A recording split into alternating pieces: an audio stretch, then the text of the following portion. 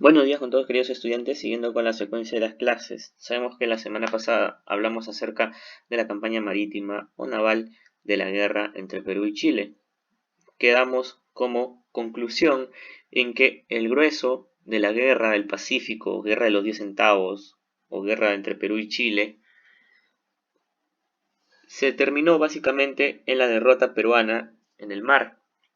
Es decir, más del 50% de la guerra se perdió en la primera campaña, que fue la campaña naval, porque a partir de allí Chile entraría al territorio peruano y le sería mucho más fácil poder vencernos, ¿no? Y considerarse ya victoriosos en esta guerra del Pacífico. A continuación vamos a revisar cuáles fueron los acontecimientos más resaltantes y cuáles fueron las consecuencias que trajeron consigo la derrota peruana en esta guerra. Luego de ser derrotados en la campaña marítima, las tropas chilenas, ¿no?, se dirigieron a invadir el territorio peruano, siendo su principal objetivo el territorio de Tarapacá, pues sabemos que allí se encontraban las riquezas salitreras. En la campaña de Tarapacá tenemos la primera acción, que es el desembarco en Pisagua y batalla de San Francisco. Chile quería apropiarse del salitre peruano, así que desembarcaron en Pisagua en 1879 y fueron a separar al ejército peruano de Tarapacá del ejército peruano de Tacna y Arica. Aquí, el presidente Hilarión Daza ordena a sus fuerzas regresar a Arica, dejando abandonado el ejército peruano en Tarapacá. De esta manera, las fuerzas chilenas ocuparon Pisagua y se internaron en el Cerro San Francisco. En este lugar se libró la batalla de San Francisco el 19 de noviembre de 1879. Por otro lado, la batalla de Tarapacá fue una victoria peruana. Destacaron entre ellas las fuerzas peruanas de Andrés Avelino Cáceres, Bolognesi, Alfonso Ugarte, Belisario Suárez, entre otros. Los mandos peruanos, al enterarse de que los chilenos se dirigen al cerro, ganan las alturas, obteniendo pertrechos militares y armas. Así los chilenos retrocedieron, permitiendo la victoria peruana. Sin embargo, las tropas peruanas, ante la falta de provisiones y pertrechos, no logró dirigirse hacia Arica y tuvo que retirarse hacia Pachica. Después de esta batalla, los chilenos ocuparon toda la provincia de Tarapacá y con las ventas del salitre pudieron financiar el resto de sus campañas. La situación política por la cual el Perú atravesaba es la siguiente.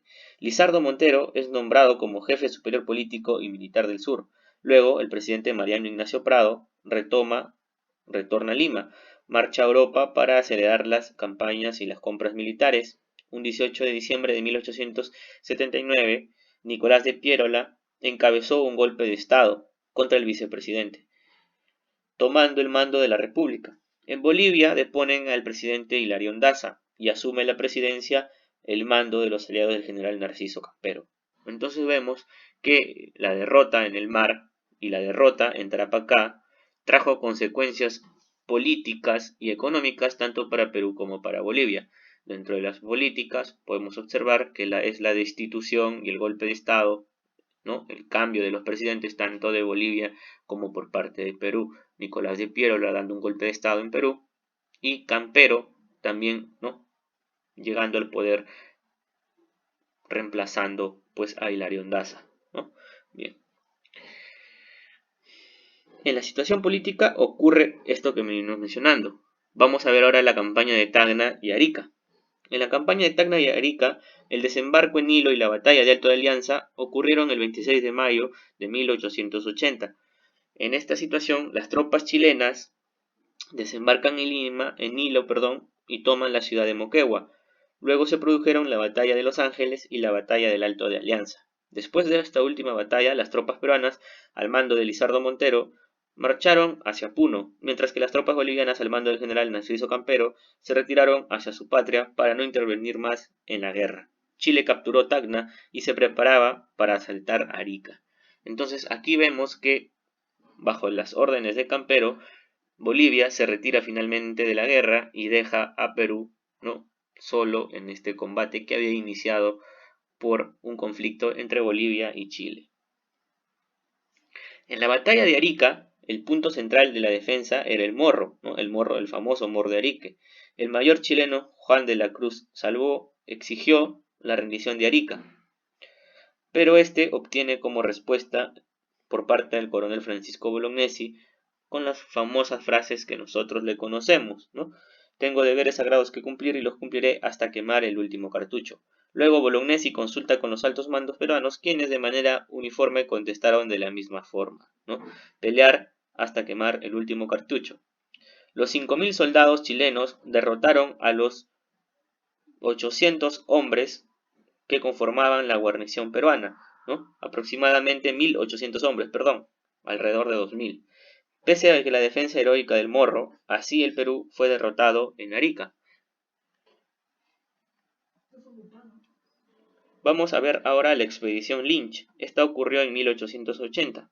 Chile envió al general Patricio Lynch para recorrer la costa del norte con una expedición cuyo objetivo fue conseguir fondos, privar al Perú de divisas extranjeras y obligarnos a pedir la paz.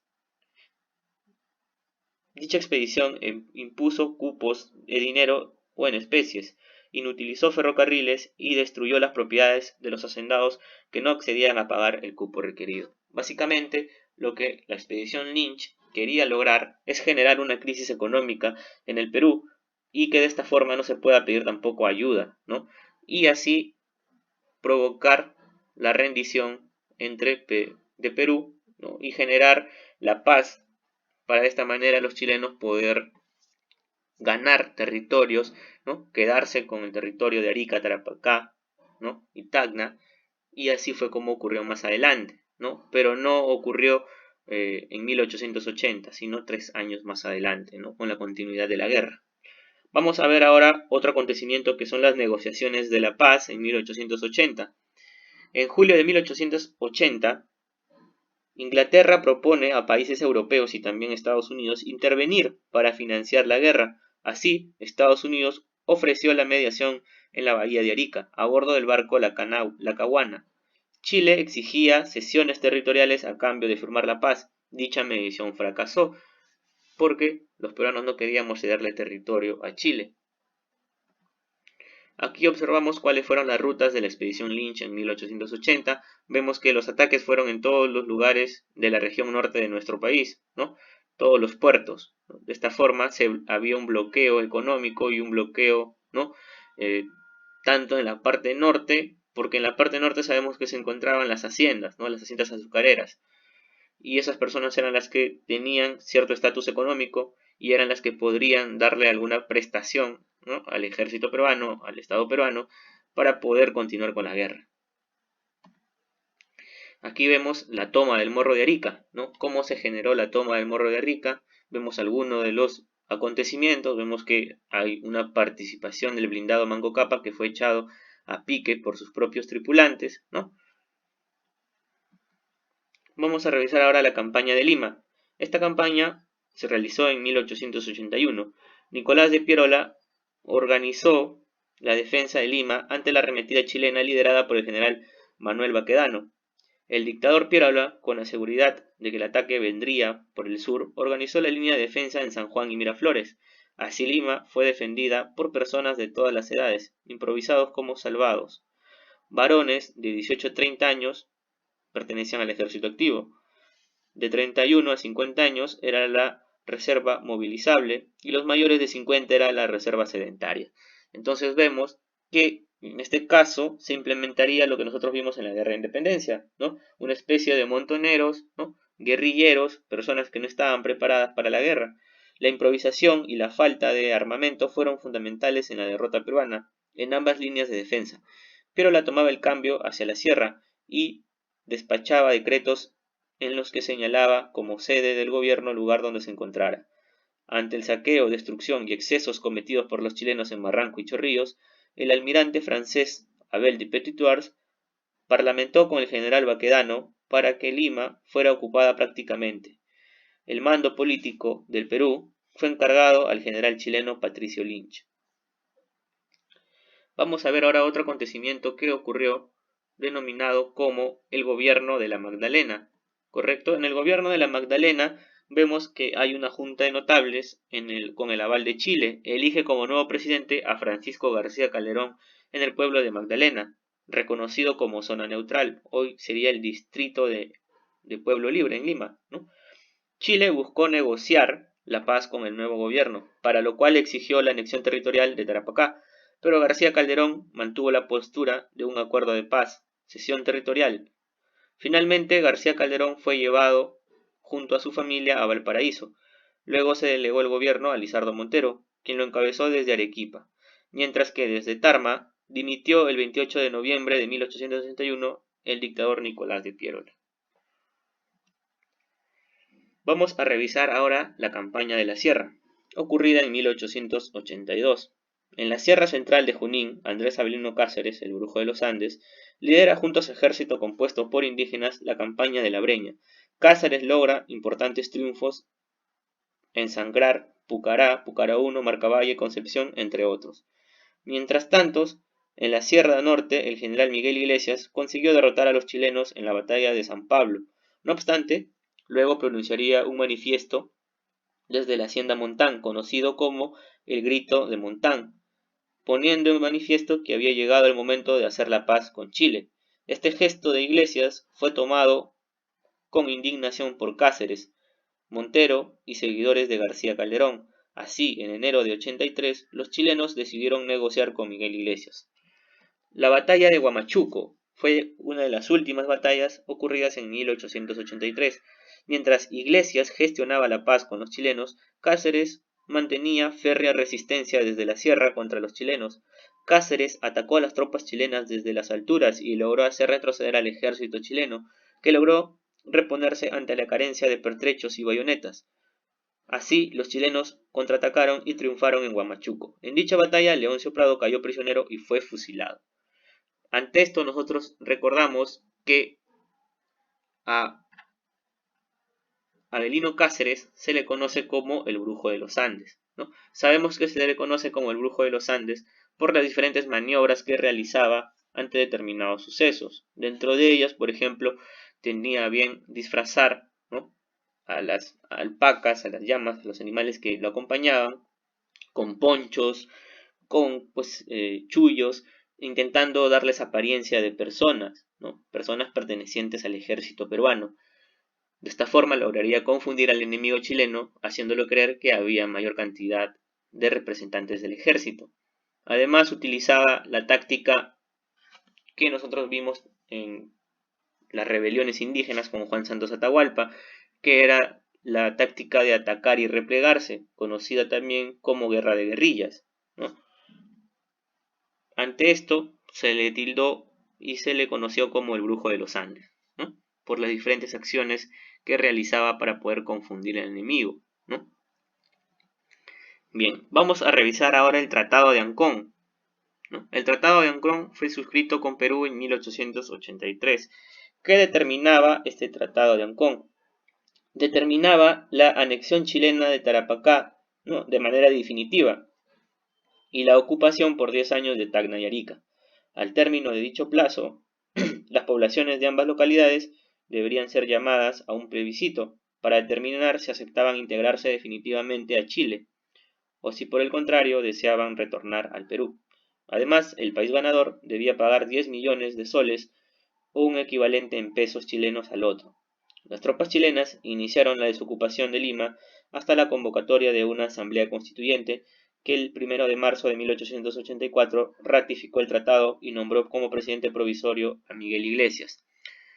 Las consecuencias de este Tratado de Ancón y de la guerra con Chile tiene diferentes características. Podemos otorgar consecuencias económicas producidas por la destrucción de la ciudad de Lima, por las ciudades del Perú, por las haciendas que fueron atacadas en la expedición Lynch. Dentro de las consecuencias sociales podemos observar también la gente que murió, grandes pérdidas humanas, ¿no?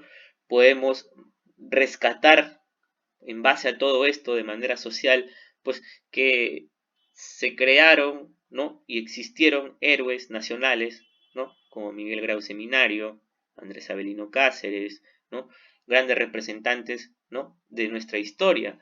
Las consecuencias políticas también tenemos que tener en cuenta que Chile expandió su territorio, ¿no? Chile expandió su territorio, ya no era solamente hasta el paralelo 24, sino que se adueñó de básicamente el sector ¿no?, litoral que tenía Bolivia, y se apoderó también de las provincias de Tacna, Arica y Tarapacá, que más adelante la única provincia que regresaría sería la de Tacna, y no dentro de 10 años como se había establecido en el Tratado de Ancón, sino todavía en 1929, en el gobierno de Leguía.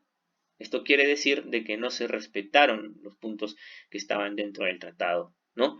¿Qué consecuencias más observamos con respecto a la Guerra del Pacífico? Podemos observar las consecuencias económicas que ya mencionamos, las consecuencias políticas que también las mencionamos, las consecuencias sociales, ¿no?, ya las mencionamos. Entonces, vemos que el Perú estaba sumergido en una crisis económica que ya arrastraba desde el primer militarismo y que luego de la guerra entre Perú y Chile se extendió mucho más, ¿no?